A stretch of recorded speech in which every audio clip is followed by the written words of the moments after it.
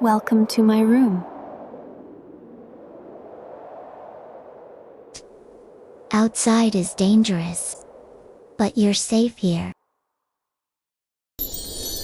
Now, just listen to my story.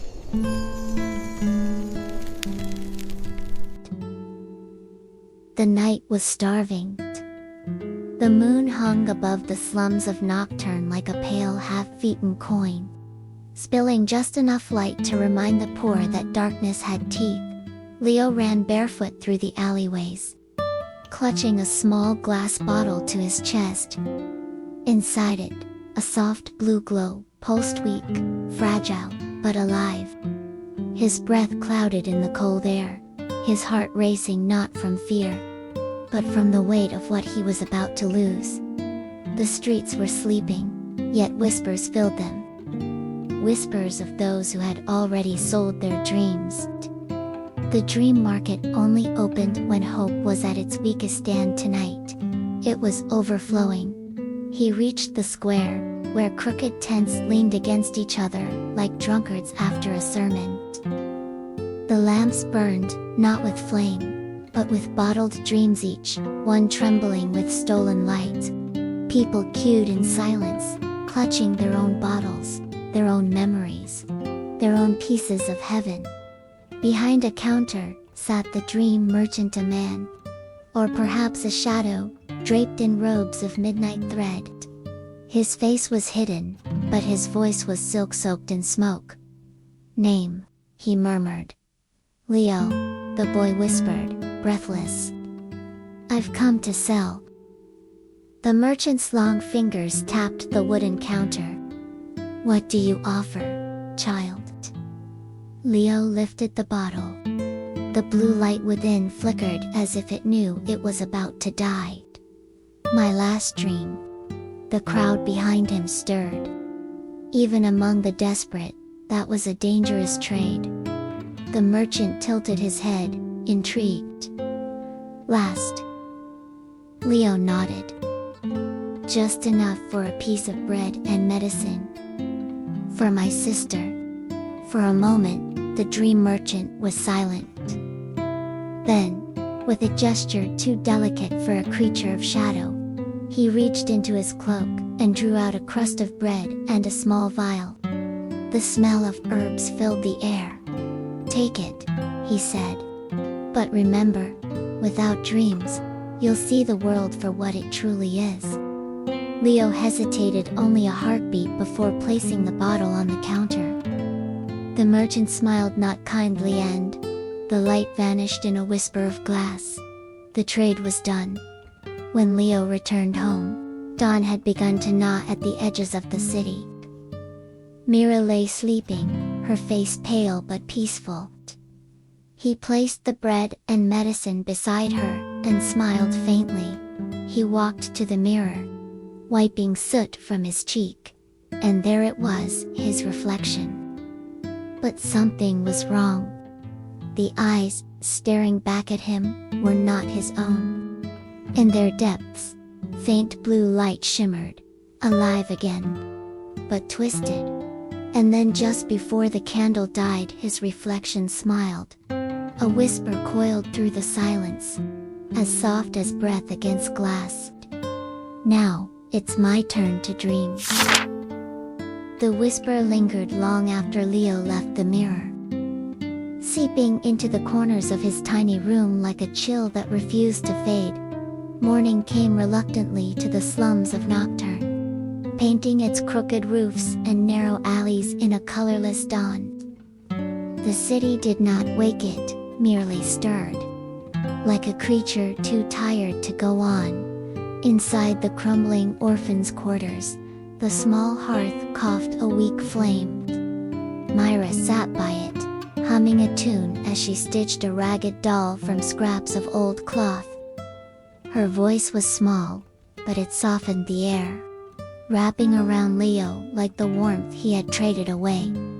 "Brother, you're awake," she said brightly. "I dreamt of a field again. There were stars in the grass this time." Leo smiled faintly. That sounds beautiful. He did not tell her that he hadn't dreamed at all. That when he closed his eyes, there was only the echo of something missing. They ate what was left of the bread. It was hard as stone, but Mira giggled with every bite, as if it were a feast. Leo found himself laughing too, though his laughter was hollow, like the clink of an empty cup.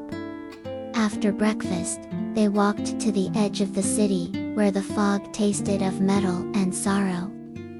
Children played by the gutter, their faces painted with soot and imagination. Mira joined them, pretending to be a queen, ruling her tiny empire of broken bricks. Leo watched her from a distance, hands deep in his pockets. He felt the world dim around him. It was as though someone had drawn a curtain over the sun. That night, he lay beside her, as the wind rattled the window panes. Mira drifted to sleep quickly, her breath soft and even. Leo closed his eyes. Darkness. He waited patiently, hopefully for a spark, a color, a fragment of a dream. The whisper of a field, a tune, a memory. But there was nothing. Only the vast, soundless weight of emptiness. He tried again. Darkness pressed harder, heavy as stone. He opened his eyes and found the ceiling staring back at him like a grave, with no name in the faint glow of the dying candle. His reflection in the window stared, two eyes faintly blue, faintly alive. Faintly wrong, the reflection did not blink. It smiled, and as the flame sputtered out, Leo realized with a creeping horror, he could no longer dream. Those words echoed through Leo's mind, hollow as the corridors of the abandoned orphanage where he once slept as a child. Each night he tried, each night he failed, and each morning the world seemed to lose another shade of color. Mira's cough began the next week. At first, it was small, a soft tremor in her throat. Then it grew deeper, tearing at her little body like something hungry. Her lips turned pale. Her hand shook even as she smiled at him. "It's just a cold," she said one morning, her voice trembling like a candle's flame. But Leo knew better. He wrapped her in every blanket he could find and went out to the streets to earn money for medicine. The city of Nocturne was cruel to the poor, but crueler still to the unseen.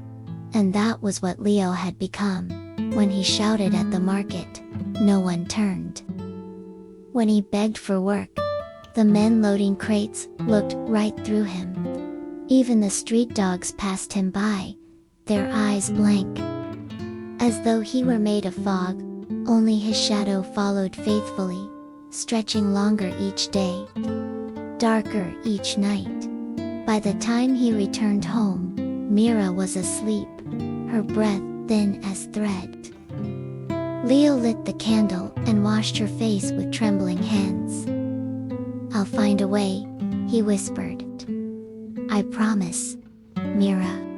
Then something moved. He looked up, in the cracked mirror above the bed. His reflection stood, but it did not move as he did.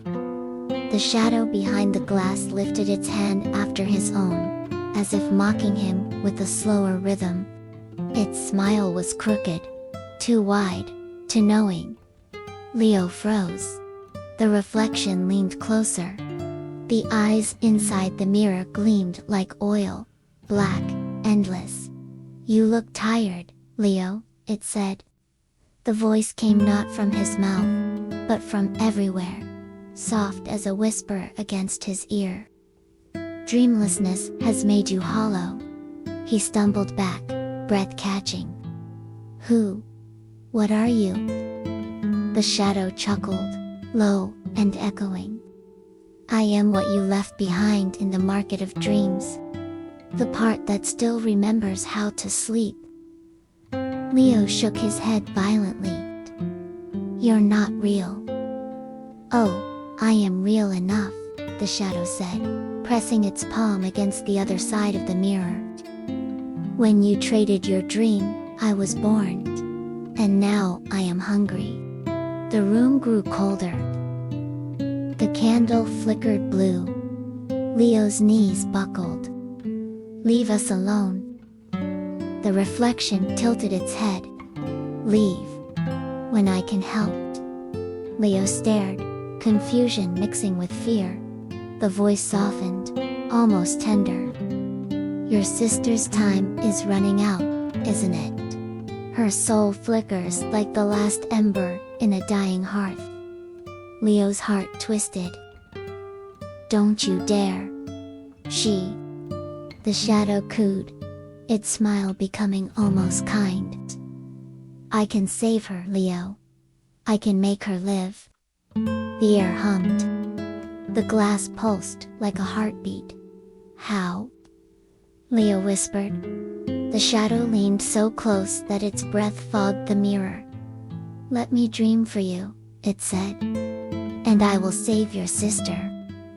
The candle died, and in the sudden darkness, only two things remained: the faint glow of Mira's chest, rising and falling, and the whisper of something smiling inside the mirror. "All you have to do," it murmured, "is let me in." And so, trembling before the mirror, Leo pressed his palm against the cold glass at once. The surface rippled like black water. Fingers of shadow slid outward, wrapping around his hand, his wrist, his arm warm and cold at once, like the touch of breath in a tomb. He gasped, but didn't pull away. "For Mira," he told himself. "For Myra." The world tilted. The candle rekindled itself, and the reflection was gone. Only Leo remained, shivering, his heart echoing with the soft, dreadful rhythm of another heartbeat that was not his own. That night, for the first time in weeks, he slept. And somewhere, beyond his little room, something else woke. It began quietly, like the whisper of wings through a dream. In the sleeping streets of Nocturne, the shadow moved, no longer bound by the glass. It drifted through alleys and windows, sliding into bedrooms, gliding over sleeping faces. It pressed its blackened fingers against foreheads and drew out their dreams, fragile lights of blue. Green gold bottled them in silence. By dawn, dozens of windows were lit with flickers of fading life, and in Leo's room, Mira stirred. "Leo." Her voice was soft, almost breaking. "I dreamed again." Leo shot upright. Tears filled his eyes.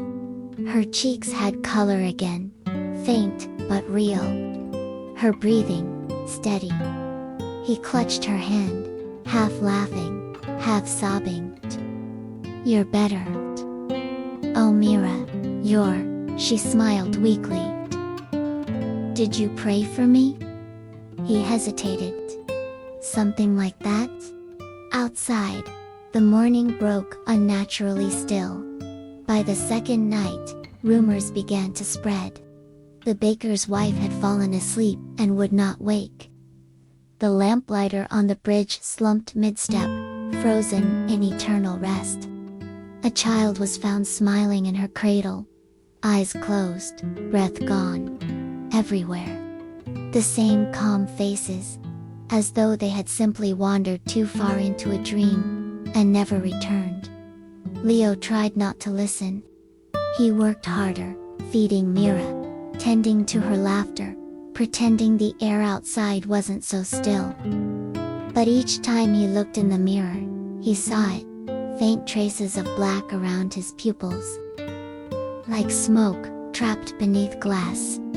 That night, when the wind howled against their shutters, he finally dared to speak. "I know what you've done," he whispered to the mirror. The reflection appeared slow, deliberate, Its grin, thin and cruel.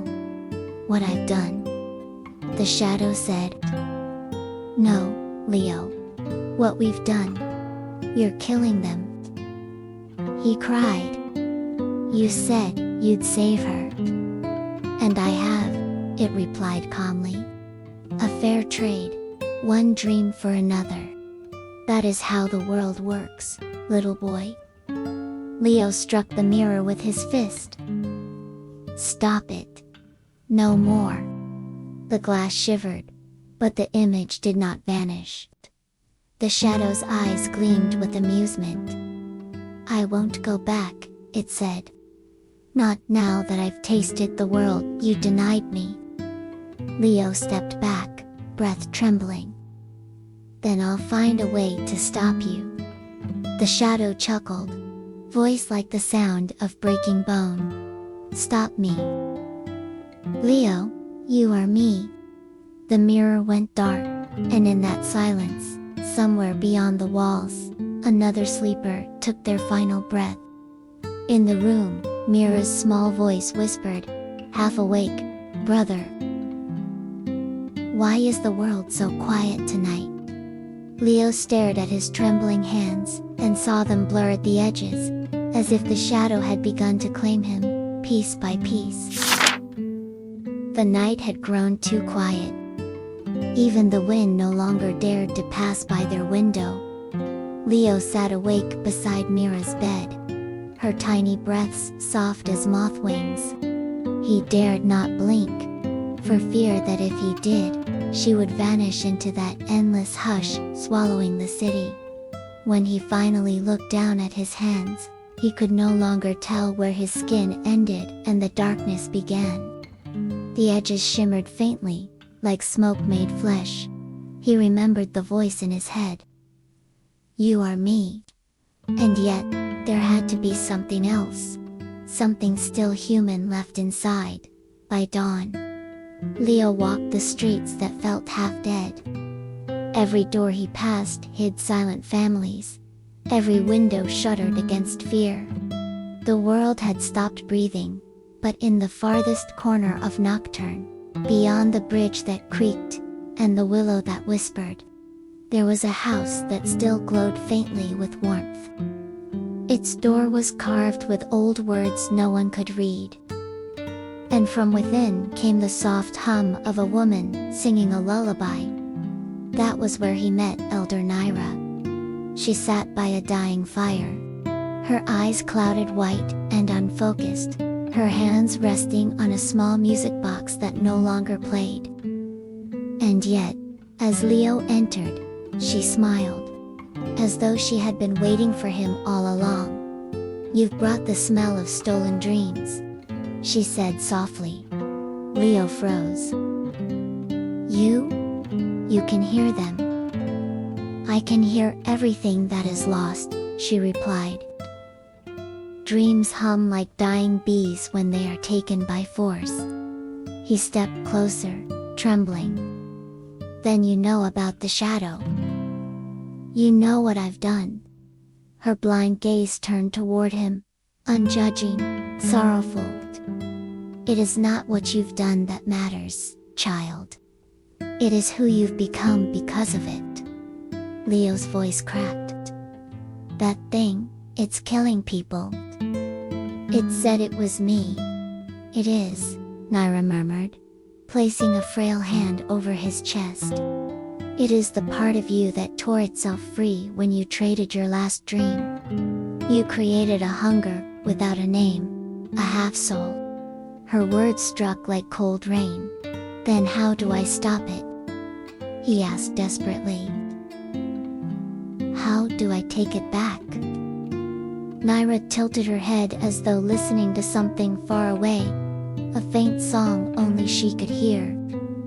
You cannot stop what is already part of you, but you can walk into the world where it feeds. Leo blinked. The dream world. The realm between sleep and sorrow, she whispered. The place where the lost dreams wait to be found. He frowned. But I can't sleep anymore. A slow smile curved her lips. Tender, knowing. Then don't. There are other doors. She guided him to a shallow bowl of black water, still as glass. Look, she said, until you see nothing. Until the world itself blinks. He obeyed. Minutes passed.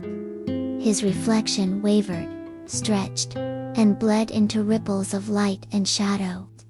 He felt something pulling at him, not from below, but from within. Your soul still remembers how to dream, Mira said. You've simply forgotten the way back. I want to save them, Leo whispered. Mira, the city. Even those who've already fallen. Then you must go where no light dares to reach, she said.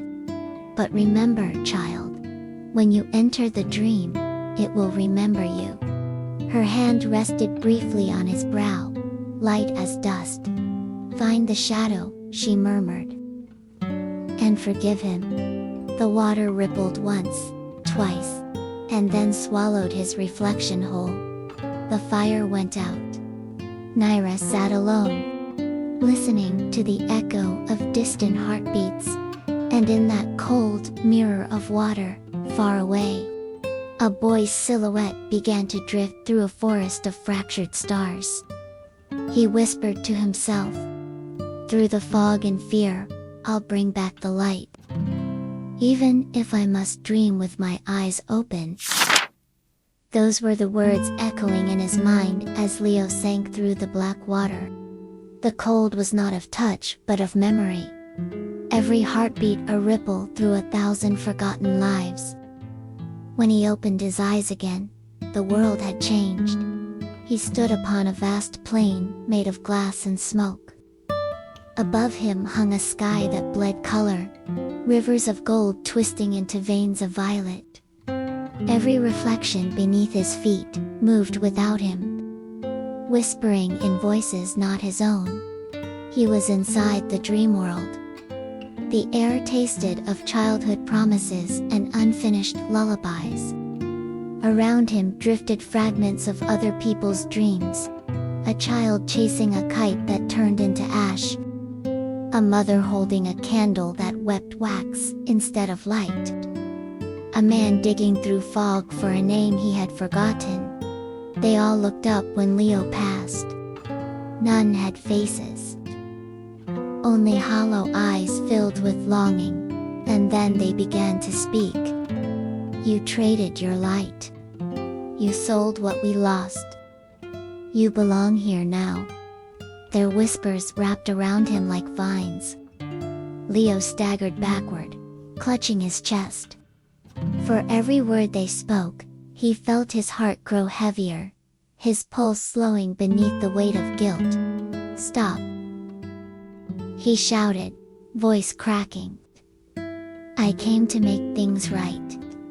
A figure stepped out from the fog. It was tall and draped in garments made of torn letters and sleeping dust. Its face was hidden behind a porcelain mask cracked down the middle, glowing faintly from within. In its hand, it held a lantern, inside which 1,000 tiny lights flickered like trapped souls. The dream merchant, Leo whispered. The figure inclined its head. You know my name, little debtor. Leo trembled. You've taken their dreams, all of them. Give them back. The mask tilted slightly, as if amused. I only collect what is willingly sold. Do not blame the market for the hunger of men. Then I'll buy them back, Leo said, desperate. Take whatever's left of me. The merchant's laughter was the sound of shattering glass. There is nothing left of you to sell, child. You already gave your last dream. What remains now? It leaned closer. The light from its lantern flickered across Leo's face. Is only the shadow of what you once were. Leo froze. Something about the tone, that quiet, cruel familiarity, made his blood turn cold. No, he whispered. No, that voice. The merchant lifted a trembling hand to its mask and peeled it away. Behind it was not a face, but his own. Eyes like his. Lips like his, only darker, carved by scorn and sorrow. The world around them shifted violently. The glass plane cracked, spilling darkness from beneath. The faceless dreamers wailed and dissolved into dust. Leo fell to his knees as the truth bloomed like rot in his chest. The dream merchant was no one else. It was him. The shadow stepped forward, now free from its disguise. Its smile curved like a wound. I told you once, it murmured, voice dripping like ink, that I would dream in your place. Leo's breath caught. You've stolen enough. He cried. You're killing them, all of them. The shadow's grin deepened. I'm not killing them, Leo. I'm saving them. I give them peace. I give them the stillness you never could. It reached out a hand, the same hand as his, and cupped his face with terrible tenderness. Don't you see? The shadow whispered. You made me. You wanted to stop dreaming. I simply finished the wish you began. The sky fractured into shards of light, and as the world crumbled, Leo's reflection, his true self, began to flicker. The shadow leaned close. Voice now a hush of thunder. You can't kill me, Leo. Because I am what's left when the dream ends. The words still echoed as the world beneath him cracked open. Leo staggered backward, his knees scraping against glass that pulsed faintly with stolen light. He could taste metal in his mouth. Or was it the taste of memory dying? Stop this. He gasped. You're lying. You've taken everything from me. My dream, my sister. The shadow tilted its head. A slow, pitying smile unfolded across its dark face. Your sister? It whispered, almost kindly. Do you still believe she breathes? Leo froze. The air grew heavy, thick with the scent of burnt sugar, the scent of Mira's favorite bread. What do you mean? He said, though his voice was already trembling, knowing. The shadow's eyes glowed like blue glass catching candlelight. Leo. Mira died the night you sold your dream. A low hum filled the void, like the sound of 1,000 wings beating beneath the earth. Around them, fragments of light rearranged themselves into scenes, flickering visions. Torn from memory, there was Mira, coughing softly under the thin blanket. There was Leo, holding the vial of blue light, whispering, "Wait for me," and then the moment he had chosen. The market of dreams. The trade. The bread. The medicine. The trembling hands. You remember it wrongly, the shadow said. You came home, and she was already gone. But your mind refused to see. So your dream, your last dream, took her shape? Leo's lips parted, but no sound came out. His lungs filled with disbelief, but his body shook with something far older, the ache of denial. No. No. She laughed yesterday. She sang to me. She said what you needed to hear, the shadow interrupted softly. She spoke with your hope, not her voice. Leo stumbled back, clutching his chest as the world around him began to warp. The cottage, their small home, appeared behind him like a ghost. Mira sat at the table, smiling faintly. But now her smile flickered, her edges trembling like smoke. He reached out. Mira. Her head lifted. Her eyes met his. wide, innocent, impossibly bright, and then began to hollow. The color drained from her face. Her hands, once warm, now pale as glass. "Leo," she whispered, her tone breaking between life and dream. "I'm so tired." He fell to his knees. "No. Please, don't leave me again." The shadow watched from the corner, silent, almost reverent. "She isn't leaving you," it murmured. "She is you. Every night you fed her bread, you were feeding me, the hunger that grows when one dreams alone." The truth hit him like a hammer against his ribs. Each slice of bread, each whisper of comfort, each song sung in the dark. He had been feeding his own shadow, the thing that grew stronger as Mira faded.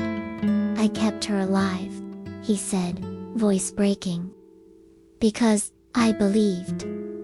The shadow crouched beside him, eyes gleaming. "No? You kept me alive because you were afraid to wake."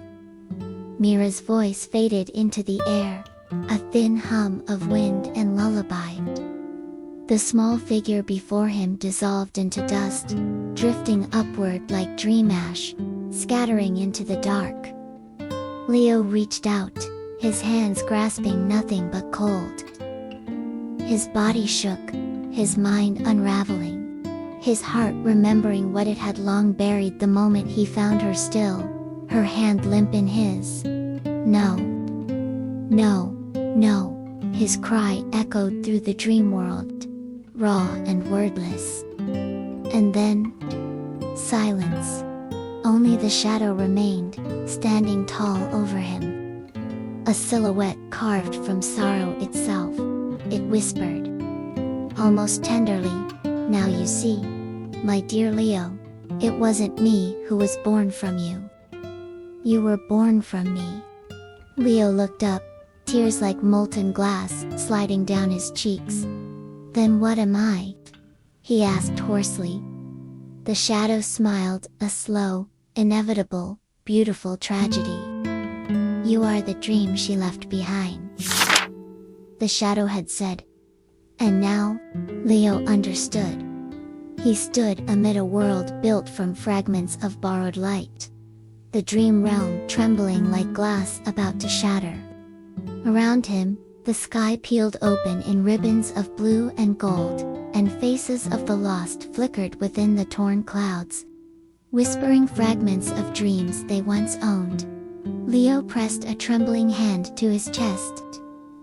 Beneath his ribs, the faint glow of the blue bottle pulsed, the same dream he once traded. Now burning from within. "Mira was never supposed to live again," he murmured, voice quivering. "But, if I am her dream, then I can give it back."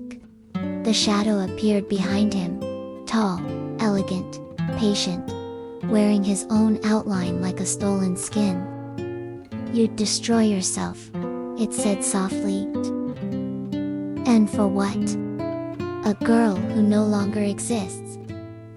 Leo turned, his eyes no longer frightened but fierce, luminous.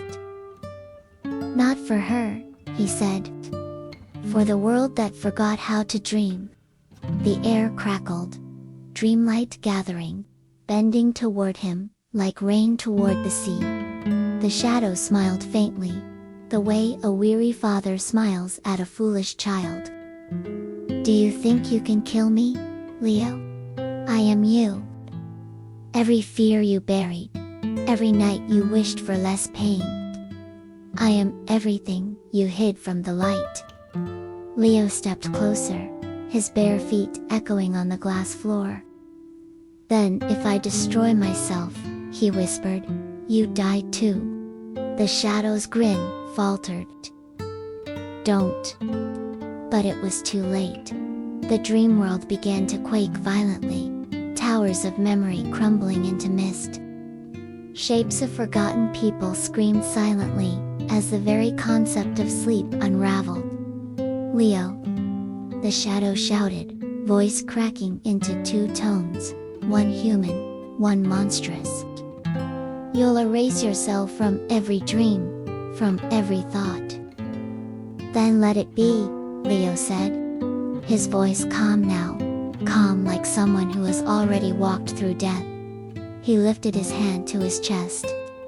The bottle of light within him glowed fiercely, humming with the resonance of everything he ever was.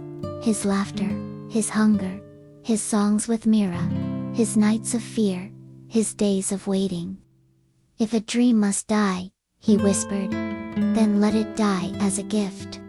The shadow lunged, but this time, its arms passed through him like smoke through sunlight. Leo glowed brighter, his body dissolving into threads of dreamlight. Stop! The shadow screamed, its shape melting. Without you, I am nothing. That's the point, Leo whispered. He clenched his fist and shattered the dream. A sound like 1,000 bells collapsing filled the void. The bottle of blue light burst open within his chest, a surge of pure radiance that flooded everything, swallowing the dark, erasing the shadow, washing the dreamscape clean. For a brief moment, he saw Mira again, not as an illusion, not as a ghost, but as a small girl standing barefoot in a field of dawn. She looked at him with soft eyes, touched his cheek, and said, "Brother, thank you for dreaming me." And then she was gone. The dream realm collapsed entirely, glass turning to dust, light folding into silence. Leo's voice lingered in the emptiness, fading gently, like a lullaby carried away by morning wind. Every dream must end somewhere. And with that, the blue light extinguished. The last dream, his dream was no more. The echo of Leo's final words dissolved into the stillness of dawn, and then light. Not the borrowed glow of dreams, nor the flicker of a candle clinging to its wick, but true sunlight, raw, golden. Alive, Mira's eyes fluttered open. For a moment, she could not breathe. The room smelled faintly of dust and rain, the old orphanage room where they had once sung together. Her heart beat unsteadily, as though remembering how to live. "Leo," she whispered, voice trembling. Only silence answered. But it was not an empty silence. It was full, thick with the residue of something sacred that had just passed. She sat up slowly. On the small wooden table by her bed lay a folded piece of parchment. Its edges curled like something written in another lifetime. Her fingers shook as she unfolded it. The ink shimmered faintly blue. "As long as you dream, I'll still be here." It was his handwriting, messy, uneven, rushed, as though written between breaths. Mira pressed the note to her chest, and her tears fell quietly upon the ink. Blurring the last word, "Here," she stood and walked toward the mirror. The same cracked one they used to share when they made faces at each other, laughing at their reflections. Now the glass seemed deeper, darker, as if holding its breath. And then she saw it. A faint blue shimmer inside her eyes, delicate, trembling, like the last flicker of a dying star that refused to fade. "Leo," she breathed. The light pulsed once, soft and rhythmic, like a heartbeat. Outside the window, the world was stirring. Children played in the streets, their laughter brighter than before. Flowers unfolded their petals, as though the sun itself had been reborn. Even the wind felt different, carrying whispers instead of wails. But inside Mira's chest, there was both warmth and ache. She remembered everything. The hunger, the darkness, the way Leo had held her hand under the flickering candlelight and said, "We'll survive, even if the world forgets our names." Now, she was the only one left to remember. She touched the mirror again, tracing the outline of her reflection. "Brother," she whispered, her voice trembling but steady, "you didn't end. You just changed." The light in her eyes shimmered again, and for the briefest heartbeat, the reflection smiled back, though her lips did not move. Mira gasped softly. "You're still here." Outside, the first full ray of sunrise pierced the window pane, flooding the room in gold. Dust motes danced in the air, like fragments of forgotten dreams made visible. Mira stepped into the light, holding the note tightly. "Then I'll keep dreaming," she said, her voice quiet but resolute. "For both of us." The mirror caught the sunlight and refracted it, splitting into hues of blue and white. For a moment, the light seemed to take the shape of a boy, smiling, proud, unafraid. And then it vanished, leaving only warmth in its wake. The morning bells rang from the distant chapel. Mira looked out the window, tears glistening on her cheeks, and whispered, "When the sun awoke, it brought you with it." Those were the words that had once left Mira's lips as the morning bells tolled in a city reborn. And so began the years that followed, soft, strange years, stitched with longing and light. The dream market was gone now. The alleys where people once bartered their hopes for bread had turned to gardens. The children who once wandered, hollow-eyed, now slept peacefully, smiling in their dreams. And in a small house, at the end of a narrow street, filled with books, glass bottles, and the faint scent of lavender, lived Mira. The world called her the dream healer. By day, she listened to the stories of the sleepless mothers haunted by grief, men who forgot their own laughter, children who dreamed of falling but never landed.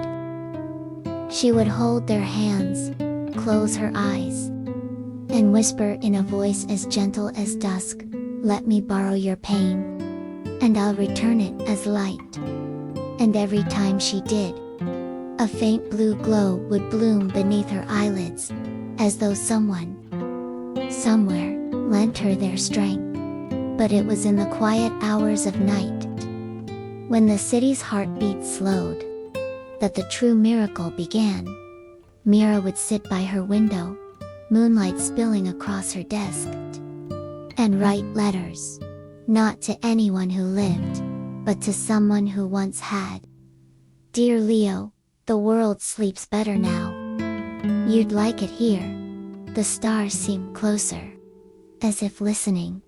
Sometimes she would fall asleep, mid-sentence, her pen slipping from her fingers. And in those moments, just before dreams took her, she always heard it, a whisper, soft as the sound of a child's laughter, hidden between heartbeats. "I'm here, Mira. Keep dreaming for me." She never opened her eyes when it came. She was afraid that if she did, the voice would vanish. So she simply smiled in her sleep, letting the warmth of it fill her chest. Years passed, and the city changed again. People stopped fearing the night. They sang lullabies to their children, not to keep nightmares away, but to invite dreams in. Some said that, when they dreamed of light, a small, blue glow that guided them through their darkest nights, it was the spirit of a boy who traded everything he had so that the world could dream. Again, Mira never corrected them. She only smiled, her hair now touched with silver, her eyes still carrying that faint shimmer of blue. On her bedside table sat a single glass bottle, empty, except for a wisp of luminous mist swirling inside. The same bottle once held Leo's final dream. She never opened it. She didn't need to. Because every night, when the clock struck midnight, the bottle would hum faintly, like a lullaby without words.